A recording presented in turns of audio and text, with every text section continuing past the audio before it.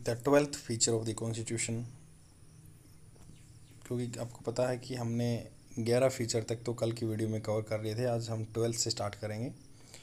Universal adult franchise. Adult franchise क्या होता है? वोट देने का अधिकार, यूनिवर्सल, सबके लिए बराबर। The Indian constitution adopts universal adult franchise as a basis of the election of the Lok Sabha and the state legislative assembly. Lok Sabha और स्टेट लेजिस्लेटिव असेंबली के इलेक्शन होते हैं अडल्ट फ्रेंचाइज पे, मतलब जो भी 18 साल से ऊपर है वो वोट डाल सकता है।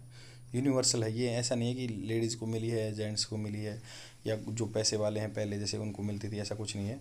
Every citizen who is not less than 18 years of age a right to vote without any discrimination of the caste, race, religion, sex and literacy and wealth and so on.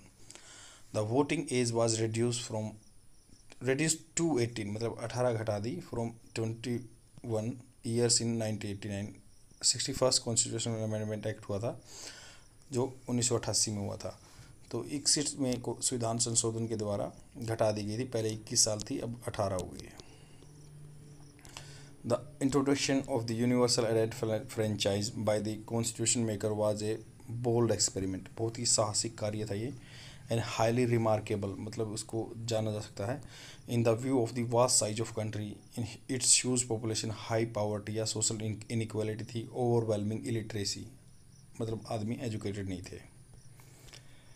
Universal adult franchise makes democracy broad-based, enhances the self-respect, prestige of the common people, uphold the principle of equality, enables, ये मतलब ताकत देता है minorities को to protect their interest and open up new hopes and vistas for weaker section। तो weaker section के लिए नई hope देता है ये, और आशाएं देता है ताकि वो अपने प्रोटेक्ट कर सकें माइनॉरिटी अपने इंटरेस्ट को। नेक्स्ट फीचर है 13th सिंगल सिटीजनशिप। क्या फीचर है इंडिया की कॉन्स्टिट्यूशन का? सिंगल सिटीजनशिप को हम फॉलो करते हैं। दो the Indian constitution is federal, federal मतलब वही सेंटर में अलग गवर्नमेंट है, स्टेट में अलग गवर्नमेंट है, इंडिपेंडेंट है। एंड एनविसाज, एनविसाज होता है कल्पना करना, परिकल्पना करना, a dual polity, centre and states, it's provides for only a single citizenship that in the Indian citizenship. मतलब ऐसे यूएसए की तरह नहीं है कि अलग अलग सिटीजनशिप है, यहाँ पे सिर्फ सिंगल सिटीजनशिप है अकेली सेंटर की। In countries like USA, on the other hand, each person is not only a citizen of USA but also a citizen of particular state which he belongs। जिस state का है वो उसका भी नागरिक है, वहाँ पे ड्यूअल सिटीजनशिप है। He owes allegiance to both and enjoy dual sets of right, one conferred by the national government, another by the state government। वहाँ पे दोनों अधिकार enjoy करता है, स्टेट गवर्नमेंट के द्वारा दिए हुए भी और नेशनल गवर्नमेंट के द्वारा हुए भी। In India, all citizens, irrespective of the state in which they are born or reside, enjoy the same political and civil rights of citizenship all over the country। मतलब इंडिया में कोई भी कहीं पे पैदा हुआ हो बट सबको सेम पॉलिटिकल और सिविल राइट्स हैं। No discrimination is made between them, उनके बीच में कोई डिफ्रेंशिएट या डिस्क्रिमिनेशन नहीं हुआ है। डिस्पाइट, के बावजूद, the constitutional provision for a single citizenship and uniform rights for all the people. मतलब despite the constitutional provision, constitution में जो प्रोविज़न दिए गए हैं फॉर ए सिंगल सिटीजनशिप और uniform rights for all people, Indian has been witnessing the communal riots. यहाँ पे communal मतलब धर्म जाति को लेकर राइट्स होते हैं, दंगे होते हैं, क्लास कॉन्फ्लिक्ट्स होते हैं, कास्ट वार होते हैं, लिंग्विस्टिक क्लैसेस होते हैं, एथनिक डिस्प्यूट होते हैं। This means that the cherished goal of the constitution maker to build a united and integrated Indian nation has not been fully realized। ये पूरा रियलाइज नहीं किया गया है। तो united and integrated Indian national has not be fully realise. ये कह रहे हैं कि जो द चेरिश गोल है जिसको हम एंजॉय करना चाहते हैं, कॉन्स्टिट्यूशन मेकर का जो चाहते थे वो आकांक्षा कर रहे थे, United and integrated Indian. United मतलब इकट्ठा और इंटीग्रेटेड बंधा हुआ इंडियन नेशन होना चाहिए। Has not been fully realise, ये पूरा तरह से रियलाइज नहीं हुआ है, काम पूरा नहीं हुआ है जो उन्होंने सोचा था। अब 14th फीचर पे चलते हैं, independent bodies. The Indian Constitution not only provides for the legislative, executive and judicial organs of the government। तो यहाँ पर बताया गया जो संविधान है नॉट ओनली प्रोवाइड्स, ये प्रोवाइड नहीं करता लेजिस्लेटिव, एग्जीक्यूटिव और judicial organs of the government, but also establish certain independent bodies, कुछ इंडिपेंडेंट बॉडीज इस्टेब्लिश करता है। They are envisaged by the constitution, मतलब जिनके संविधान के द्वारा जिनकी परिकल्पना की गई थी, and the bulwarks of the democratic system of the government in India. तो बुलवॉक्स मतलब ये इसके महत्वपूर्ण कार्य हैं डेमोक्रेटिक सिस्टम ऑफ इंडिया। क्या क्या हैं? इलेक्शन कमीशन बनाया गया to ensure free and fair election के इंश्योर करने के लिए पार्लियामेंट में इलेक्शन कमीशन बनाया गया। The state legislation and the office of president in India and office of vice president. CAG बनाया गया, controller and auditor general of India, to audit the accounts of central and state governments. He acts as a guardian of the public purse, मतलब आदमियों के, public का, normal आदमी का purse, and comments on the legality और propriety होता है उचितता, प्रमाणिकता of the government expenditure. Union public service commission बनाया गया to conduct examination, to recruit all India services and higher central service, to advise the president on disciplinary matters. Next है state public service commission in every state to conduct examination for recruitment to state services and to advise the governor on the disciplinary matters. State public service commission बनाए गए, तो यही अपने independent body है। The constitution ensure the independence of this bodies through the various provisions like security of टेनवर। यहाँ पे provision है कि सिक्योरिटी ऑफ टेनवर है, फिक्स सर्विसेज कंडीशन है, expenses big charge on consolidated fund of India and so on.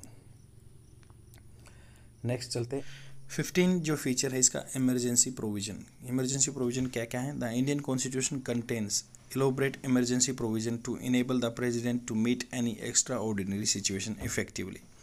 मतलब अपने संविधान में इमरजेंसी प्रोविज़न भी इंक्लूड है, अगर कोई एक्स्ट्रा ऑर्डिनरी सिचुएशन आती है तो उसको इफेक्टिवली मैनेज करने के लिए। द रैशनैलिटी इसके मतलब तर्कसंगतता क्या है इसके पे, behind the incorporation of this provision is to safeguard the sovereignty, unity and integrity. मतलब ये सेफ गार्ड करता है सोवरेनिटी को, यूनिटी को, इंटीग्रिटी को and security of the country. The democratic political system and the constitution. The constitution envisage 3 type of emergency, namely कौन कौन सी है। National emergency on the ground of war, external aggression और armed rebellion. Article 352 में दिया गया है ये बात। नेशनल इमरजेंसी किसके, वार है, एक्सटर्नल एग्रेशन है या आर्म्ड रेबेलियन है, आर्टिकल 352 में दिया गया है। स्टेट इमरजेंसी प्रेसिडेंट रूल बोलते हैं इसको, on the ground of failure of constitutional machinery in the state, article 356 के अंदर आता है। और failure to comply with the direction of the centres, 365। और financial emergency on the ground of threat to financial stability of the और credit of India, अगर financial stability आ जाती है तो इमरजेंसी आ जाती है, फाइनेंशियल इमरजेंसी 360 के अंदर आती है। तो powerful and the states go to into a total control of this centre, मतलब अगर ऐसी इमरजेंसी आती है ना, central governments become all powerful and states go into the total control of centre, मतलब सेंटर के अंडर चला जाता स्टेट। It converts the federal structure into a unitary one, federal structure को यूनिटरी वन में चेंज कर देता without a formal amendment of the constitution. This kind of transmission of the political system from federal to unitary is unique feature of the Indian constitution. अब 16 पे चलते हैं। 3 tier government, 3 tier में government होती है। Originally the Indian constitution like any other federal constitution provide for a dual polity, मतलब यहाँ पे ड्यूअल पॉलिटी है, contain provision with regard to the organisation and power of the centre and the states. तो ऐसे से इसके अंदर क्या है सम्मिलित है, provision with regard to the organisation and provision powers of the centre and the states. Later or 73rd or 74th Constitutional Amendment Acts 1992, he have added a third tier of government, that is the local, which is not found in any other constitution of the world.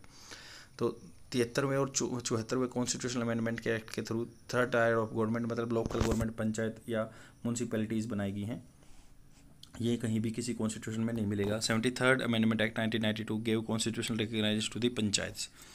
73rd किसको देता है, पंचायत को देता है, rural local government, by adding part 9 and a new schedule 11 में to the constitution. Similarly 74th constitutional amendment act 1992 gave constitutional recognition to the municipalities, जो urban local bodies होती हैं, by adding of a part 9A में municipalities आपको याद रखना है, और शेड्यूल 12 में है म्यूनसिपैलिटीज़। अब 17th पे चलते हैं, cooperative society. The 97th constitution amendment act 2011 में जो 97th कॉन्स्टिट्यूशन अमेंडमेंट हुआ, gave a constitution status and protection to the cooperative society.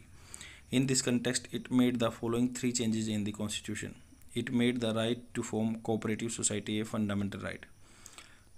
Cooperative society वाला आर्टिकल 15 में एक ऐसा हुआ है। It included a new DPSP, directive principle of state policy on promotion of cooperative society, article 43B। ही number third point है, it added a new part 9B in the constitution which is entitled as the cooperative society, article 243ZH से 243ZT तक है।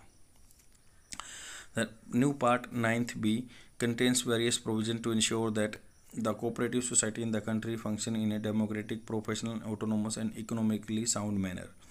It empowers the parliament in respect of multi-state cooperative society and the state legislature in respect of the other cooperative society to make the appropriate law. Criticism of the constitution. Criticism क्या है constitution का, क्या क्या खामियां बताई गई हैं आलोचकों ने, तो वो बात डिस्कस करते हैं। The constitution of India as framed and adopted by the constitution assembly constituent assembly of India has been criticised on the following grounds. First, a borrowed constitution. ये बताया गया है कि हमने दूसरे कंट्रियों से उधार लिया है, मतलब वहाँ से कॉपी किया है, इसलिए ये क्रिटिसिज्म है। तो इसके बारे में जानते हैं। द क्रिटिक्स ओपाइंड, मतलब उनका ओपिनियन है that the Indian constitution contains nothing new and original, कोई नया ओरिजिनल चीज़ नहीं है। They described it as a borrowed constitution or bag of borrowings or a hodgepodge constitution or a patchwork of several documents of the world constitution। मतलब पैचवर्क्स जगह जगह से थोड़ा थोड़ा लेके पैच कर दिया, इकट्ठा कर दिया, वही कॉन्स्टिट्यूशन है हमारा। हाउएवर, जबकि the criticism is unfair and illogical, ये बिल्कुल अनफेयर है, इलॉजिकल है। क्यों? This is because the framers of the constitution made necessary modification in the features borrowed from the other constitution for their suitability to the Indian constitution condition. क्योंकि जो भी यहाँ पे कंडीशन है हमने वहाँ से बोरो तो किया, बट उनमें सर्टेन सबटल या छोटा अमेंडमेंट किया है अपनी सिचुएशन के अकॉर्डिंग, कंडीशन के अकॉर्डिंग, उसको सूटेबिलिटी में लेके आए हैं। At the same time avoiding for their faults. While answering to the above criticism in the Constituent Assembly, Dr. B. Ram Ambedkar, the chairman of the drafting committee, said, "One likes to ask whether there can be anything new in a constitution framed at this hour in this history of the world. More than 100 years have rolled over." मतलब बहुत सारे साल चले गए। When the first written constitution was drafted, it has been followed by many countries reducing their constitution onto writing what the scope of the constitution should be as long as settled, long been settled। तो constitution का क्या provision होना चाहिए वो settle हो गया। Similarly what the fundamentals of the constitution are recognise all over the world. Given these facts all constitution in their main provision must look similar, वो similar दिखने चाहिए। The only new things if they can be only any in a constitution framed so late in a day are the variation made removes the faults and accommodate it to the needs of the country। तो यहाँ पे ये बताया गया है कि जो भी न्यू थिंग्स क्या है कि अगर कोई भी यहाँ पे नई चीज़ होगी तो कॉन्स्टिट्यूशन फ्रेम ने सो लेट इन ए डे, इतने दिन बाद की है। इन वेरिएशन मेड रिमूव्स फॉल्ट्स, जो कमियाँ थी वो निकाय और उनको अकोमोडेट करने के लिए, कंट्री की नीड करने के लिए अमेंडमेंट किए गए। The charge of producing a blind copy of constitution of the other countries based I am sure I am an inadequate study of the constitution. तो ये बताया गया कि भाई अगर कोई ऐसे कहता है ना, भीमराव अंबेडकर के द्वारा ये बात कही गई है कि अगर कोई कहे कि ये हमने बोरो किया दूसरे कंट्रियों से, तो वो कहेगा कि उसको इनएडुकेट नॉलेज है कॉन्स्टिट्यूशन की। क्योंकि आपको पता है भीमराव अंबेडकर क्या थे, चेयरमैन ऑफ ड्राफ्टिंग कमेटी के चेयरमैन थे। ये बहुत इंपॉर्टेंट वन लाइनर क्वेश्चन बन सकता है। ये उसने क्या कहा, ये कोट एंड कोट में जो वर्ड लिखे हुए हैं कि भाई वन लाइक्स टू आस्क, एक आदमी मतलब पसंद कर सकता है कि पूछना, whether there can be anything new in a constitution framed at this hour in the history of the world. मतलब कोई ऐसा कोई नया कॉन्स्टिट्यूशन बना है, ऐसा कुछ है, तो वो बोलेंगे कि more than 100 years have rolled over then, मतलब बहुत सारे साल चले गए when the first written constitution was drafted. It has been followed by many countries reducing their constitution to writing, मतलब बहुत सारे कंट्रियों के द्वारा फॉलो किया गया इसके बाद छोटे राइटिंग्स में। What the scope of constitution should be has long as, मतलब कॉन्स्टिट्यूशन कैसा होना चाहिए वो सेटल हो चुका था, बहुत सारे कंट्रियों ने लिख चुके थे अपना कॉन्स्टिट्यूशन। सिमिलरली फंडामेंटल क्या है, उसके मूलभूत क्या है, recognise all over the world. Given this fact that all constitution in their main provision must look similar, क्योंकि पहले से ही ये ऐसा नहीं है कि इंडिया का कॉन्स्टिट्यूशन पहले लिखा गया है, पहले भी लिखे गए हैं, तो उनमें जो बेसिक फैक्ट्स हैं तो सिमिलर होंगे, आदमी भी तो सिमिलर हैं, तो वो सेट हो चुके थे। द ओनली न्यू थिंग्स, नई थिंग क्या है, if there can be any in a constitution framed so late in a day, मतलब जो संविधान इतनी लेट से बना है। The variation made remove to the faults, variation change किए गए हैं, जो कमियाँ थी उनको निकाला गया। Accommodate the needs of the country. The charge of the producing a blind copy of constitution, अगर कोई कहता है कि भाई ये ख़राब है, बिल्कुल कॉपी किया हुआ है, तो ये है कि उसको इनएडुकेटेड नॉलेज है कॉन्स्टिट्यूशन की। सेकंड पॉइंट है ए कार्बन कॉपी ऑफ 1935 एक्ट। कैसे? The critics said that the framer of the constitution have included a large number of provision of the government of India act 1935 into the constitution of India. तो ये बोला गया, जो आलोचक है उन्होंने कहा कि constitution have included a large number of provision, 1935 के जो एक्ट के बहुत सारे प्रोविजन इसमें इंक्लूड किए गए हैं। Hence they call the constitution as a carbon copy of 1935 act की कार्बन कॉपी बताते हैं, या amendment version of 1935 act. For example N Srinivasan observe that the constitution in both language and substance, language में या substance में, close copy of 1935 act. Similarly sir Ivor Jennings ने भी बोला है, a British constitutionalist said that the constitution derives directly from the government of India act 1935 which in fact many of its provision are copied almost textually, मतलब word to word translate किए गए हैं, लिखे गए हैं, कॉपी किए गए हैं। Further PR Deshmukh, A member of constituent assembly, commented that constitution is essentially the government of India act 1935 with only adult franchise added. वो बोल रहे हैं कि बस वोट देने का अधिकार ऐड किया गया, ना तो ऐसा कैसा है जो देशमुख जी साहब ने कहा। तो same Bhimrao Ambedkar answered the above criticism. Bhimrao Ambedkar क्योंकि वो चेयरमैन थे ड्राफ्ट करने के लिए, उन्होंने फिर आंसर दिया इस बात का कि in the constituent assembly in the following वे। क्या बोले वो? एज टू दी एक्यूजेशन, मतलब दोष लगाए गए हैं that draft constitution has reproduce a good part of the provision of the government of India act 1935। ये बोल रहे हैं कि भाई आदमी एलिगेशन लगा रहे हैं, एक्यूजेशन लगा रहे हैं कि गवर्नमेंट ऑफ इंडिया 1935 की कॉपी है जो कॉन्स्टिट्यूशन बना। आई मेक नो अपोलॉजीज, मतलब ये बोल रहे हैं कि मैं कोई अपोलॉजी या माफ़ी नहीं मांगता। There is nothing to be ashamed in borrowing, मतलब कोई भी बुराई नहीं है, nothing to be ashamed of in borrowing, कोई मांगने में बुराई नहीं है। इट इन्वॉल्व्स नो प्लेगरिज्म, इसमें कोई प्लेगरिज्म इन्वॉल्व नहीं है। Nobody holds any patent rights in the fundamental ideas of the constitution. जो फंडामेंटल बेसिक आइडिया है उन पे किसी का पेटेंट नहीं है कि वही वो यूज कर सकते हैं, क्योंकि बेसिक चीज़ तो सबकी सेम है। One what I am sorry about is that the provision taken from the Government of India Act 1935 relate mostly to the detail of the administration। जो provision government of India act 1935 से लिए गए हैं वो mostly क्या है, administration के function से मिलते हैं, तो इसमें मैं कुछ नहीं कर सकता, ये बोले हैं, उसके लिए मैं सॉरी हूँ। तो नेक्स्ट क्रिटिसिज्म देखते हैं, अन इंडियन और एंटी इंडियन बोला गया है संविधान को। According to the critics the Indian constitution is un Indian और anti Indian because it does not reflect the political tradition and spirit of India. ये पॉलिटिकल ट्रेडिशन हम यहाँ जैसे फॉलो करते हैं, परंपरा या स्पिरिट जो भावना रहती है वो नहीं फॉलो करता। They said that the foreign nature of the constitution make it unsuitable to the Indian situation. कि बोल रहे हैं कि फॉरेन नेचर, यहाँ पे कॉन्स्टिट्यूशन फॉरेन नेचर का है, इसकी जो वर्डिंग है या नेचर है फॉरेन नेचर का है, और हम ये अनसूटेबल है फॉर इंडियन सिचुएशन और अनवर्केबल इन इंडिया।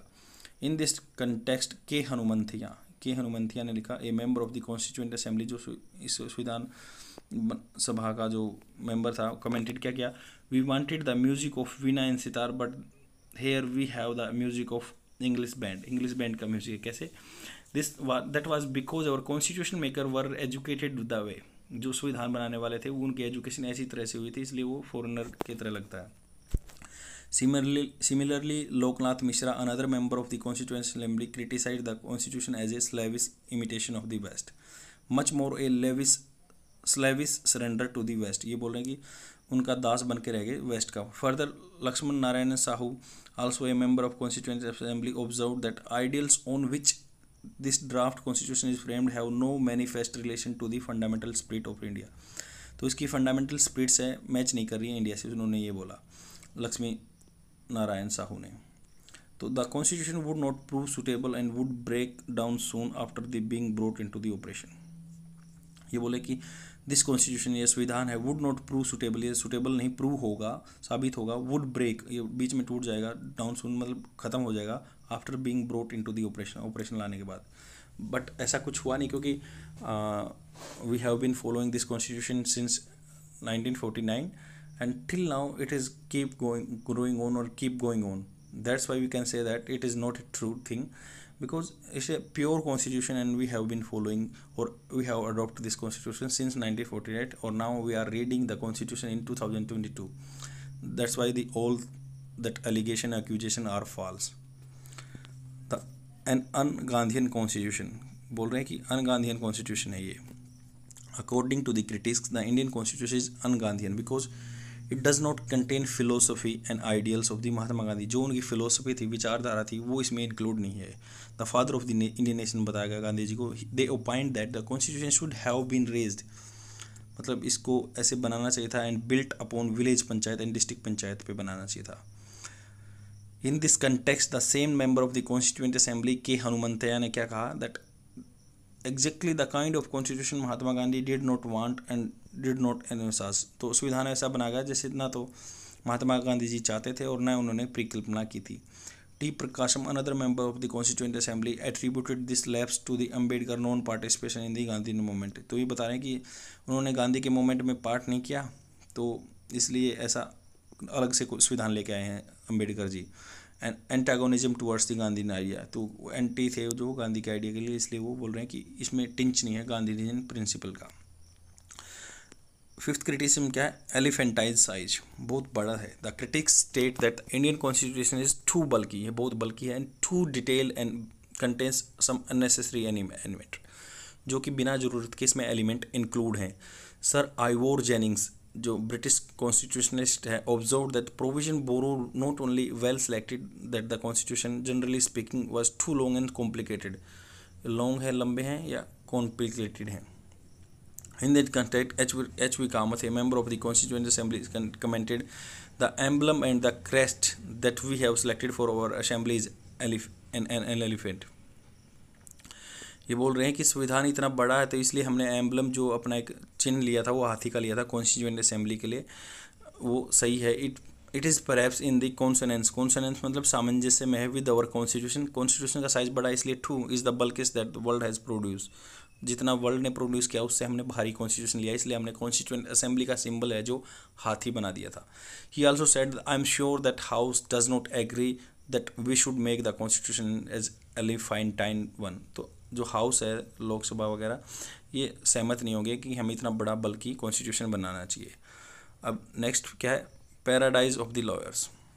कुछ कह रहे हैं कि ये पैराडाइज स्वर्ग था लॉयर्स का, वकील का. कैसे, according to the critics the Indian constitution is too legalistic, मतलब इसमें लीगलिटी ज़्यादा है, लीगल टर्म ज़्यादा है, and very complicated.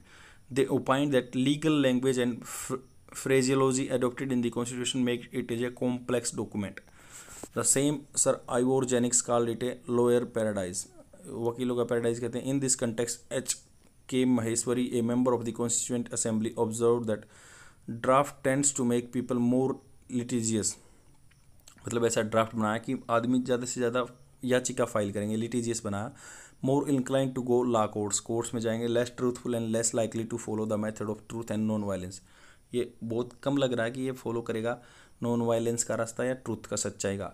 If I may say so, the draft is really a lawyer paradise. तो इसलिए लॉयर का पैराडाइज बोला गया. It opens a vast avenue of litigation and will give our able and ingenious lawyer plenty to do work. तो जो talented lawyer हैं उनको बहुत सारा काम मिलेगा करने के लिए, इसलिए उन्होंने ऐसा लीगल टर्म्स पे बना.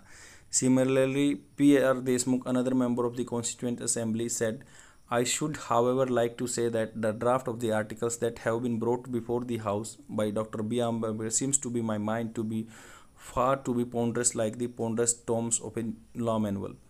तो ये बोल रहे हैं कि ऐसे मुझे जो दिख रहा है, P.R. देशमुख ने क्या कहा कि ये जो कॉन्स्टिट्यूएंट असेंबली है, I should however like to say, मुझे चाहिए however like to say that draft of the articles, जो आर्टिकल के ड्राफ्ट्स हैं, have brought before the house के सामने जो लेके आए गए हैं डॉक्टर भीमराव अम्बेडकर के द्वारा, सीम्स टू माई माइंड, वो मेरे माइंड में ऐसा लग रहा है कि to be far too ponderous, विचार करने से बहुत परे हैं. Like the ponderous tomes of law manual, जैसे लॉ के मैनुअल्स को हम उन पर विचार करते हैं, वो है. A document dealing with the constitution hardly uses so much of padding and so much of verbiage. मतलब कॉन्स्टिट्यूशन कोई मुश्किल से ही इतना वर्बोज, मतलब इसमें टर्म यूज़ की गई हैं टेक्निकल और ऐसा कुछ है. Perhaps it is difficult for them to compose a document which should be, to my mind, not a law manual but a social political document, a vibrating and pulsating and life-giving document. तो इन्होंने बोला कि उन्होंने एक law document बना के रख दिया गया है, ना कि एक वाइब्रेटिंग और पल्सेटिंग, मतलब एक लाइव डॉक्यूमेंट तक की तरह नहीं बना. But to our misfortune that not to be, we have been burden with so much of words and, मतलब टेक्निकल वर्ड ज़्यादा यूज किए हैं. They have be very easily, मतलब उनको आसानी से हटाया जा सकता था. अभी ये इसका तो कंप्लीट हो गया है जो भी इसके क्रिटिसिज्म थे। अब हम डिस्कस करते हैं कि कॉन्स्टिट्यूशन को देख लेते हैं, इसमें क्या क्या प्रोविज़न है। ये इसमें से बहुत सारे टेबल में से क्वेश्चन आ जाएंगे। तो यूनियन एंड इट्स टेरिटरी के बारे में आर्टिकल 1 to 4 तक लिखा गया। आर्टिकल 1 से 4 तक यूनियन एंड इट्स टेरिटरी के बारे में लिखा गया। सिटीजनशिप कहाँ है, 5 से 11 है।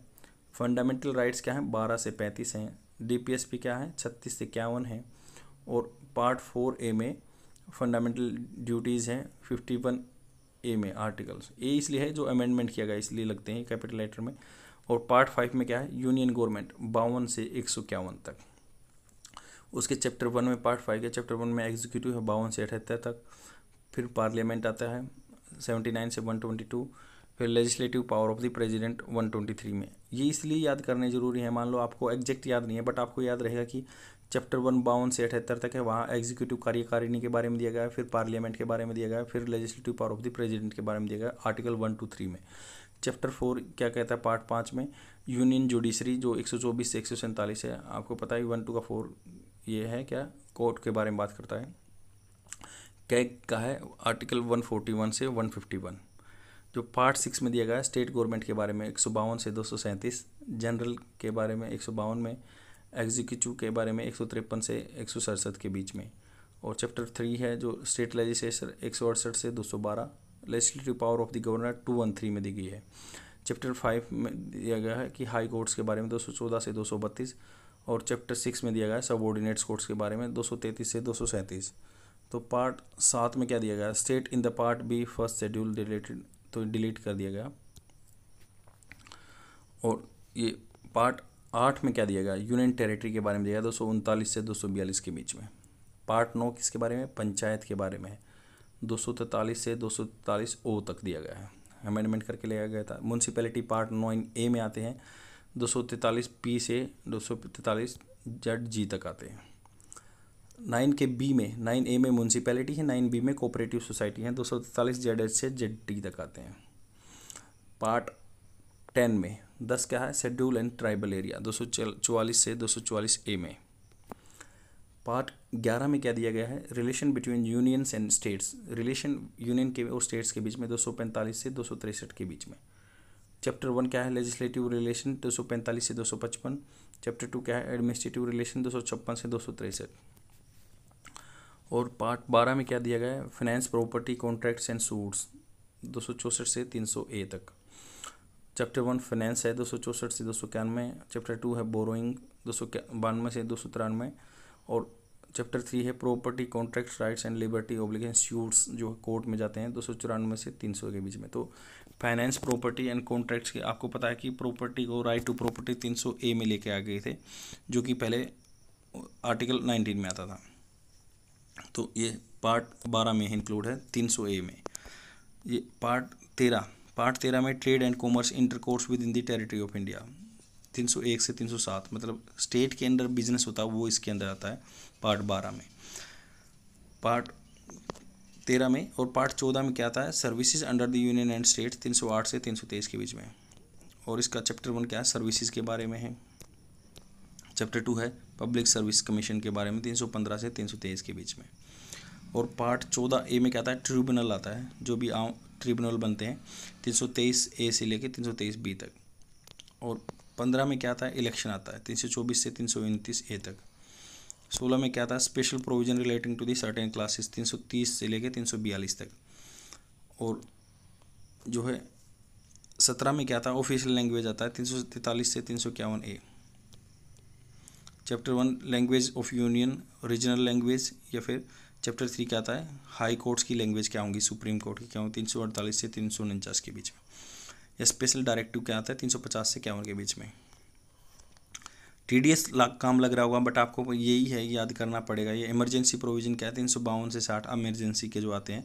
और ये पार्ट आपके 18 में दिए गए, पार्ट 18 में इमरजेंसी दी गई है, ये याद रख सकते हैं, पार्ट 18 में इमरजेंसी दी गई है।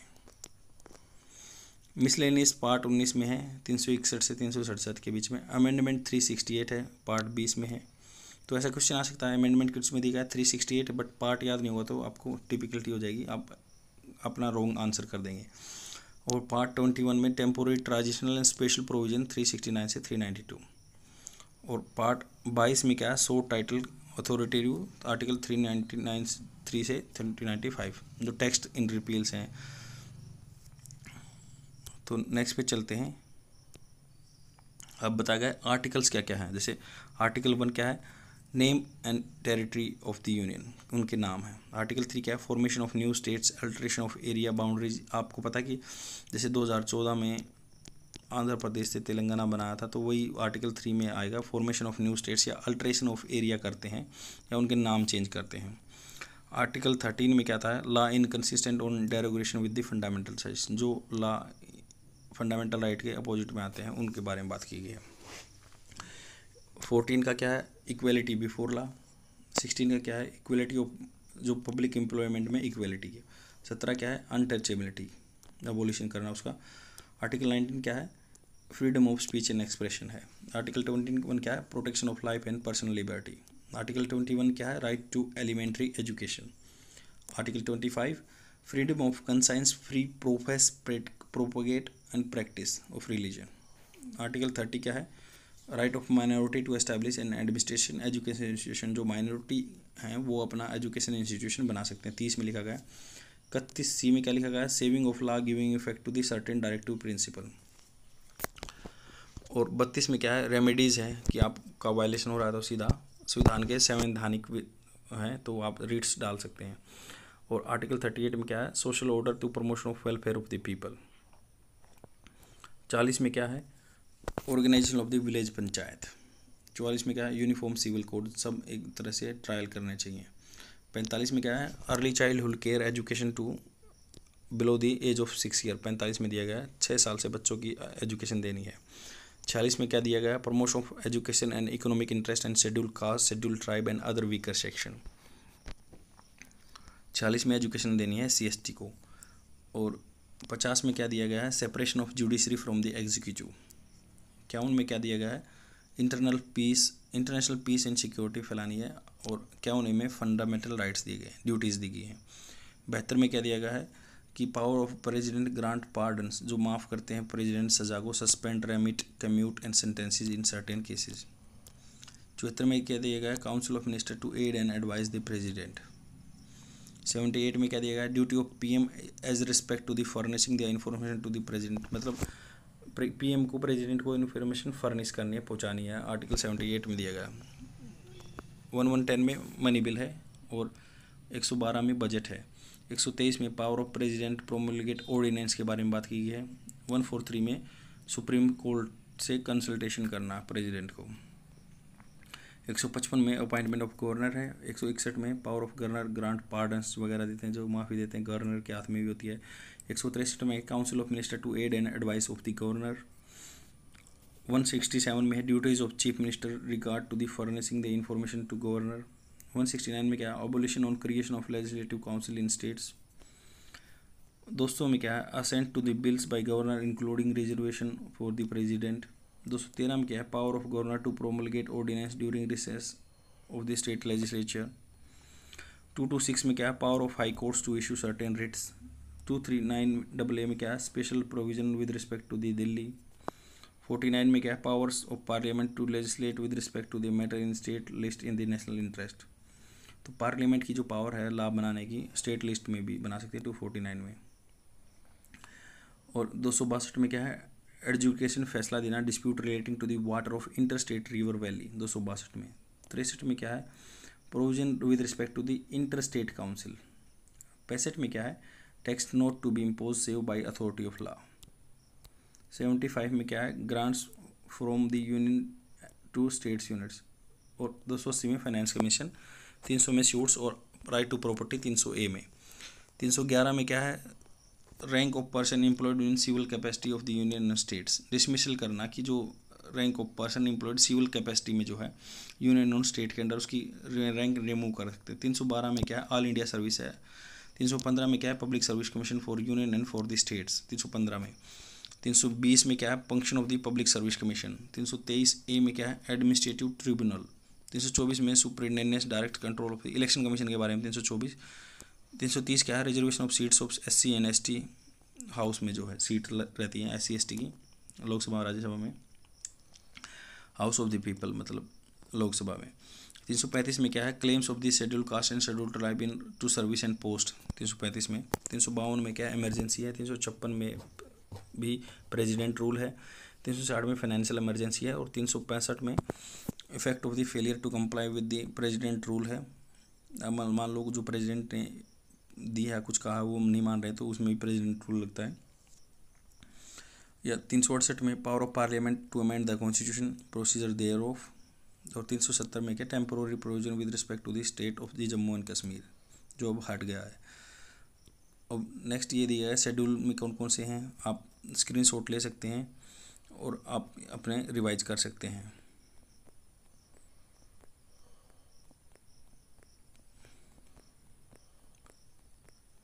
इसमें शेड्यूल 8 में लैंग्वेज दी गई हैं, 9 में क्या दिया गया है, 10 में क्या दिया गया है,